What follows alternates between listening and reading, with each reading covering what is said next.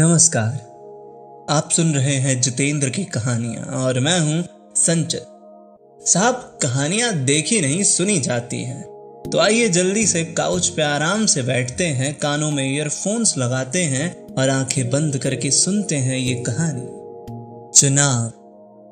सतेंद्र के जीवन में कभी इतना बड़ा संकट नहीं आया था।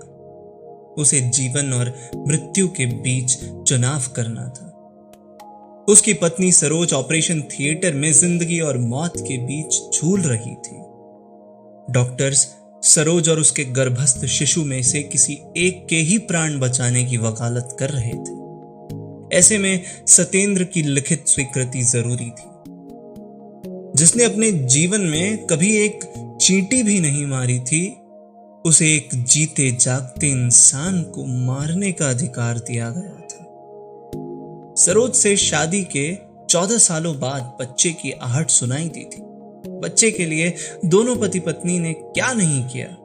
सरोज के गर्भ में शिशु आते ही सतेंद्र के सूने जीवन में खुशियों का त्योहार आ गया था। वह इतना प्रसन्न था कि खुशी के मारे आंखों से आंसू बहने लगते। सरोज की ममता सागर की लहरों के समान हिलोरे मार रही थी।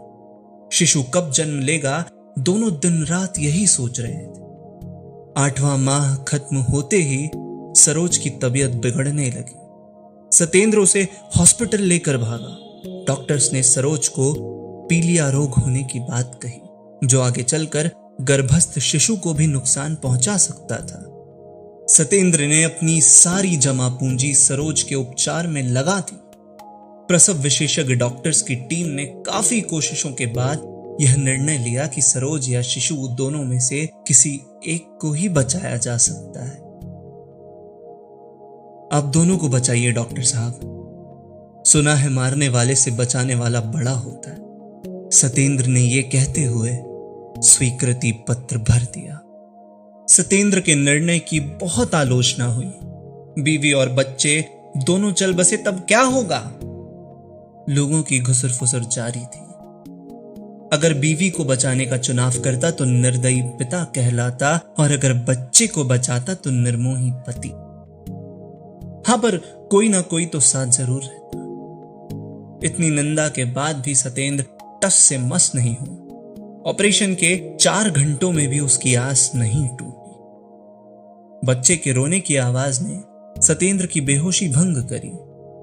सतेंद्र को सरोज की चिंता सताने लगी।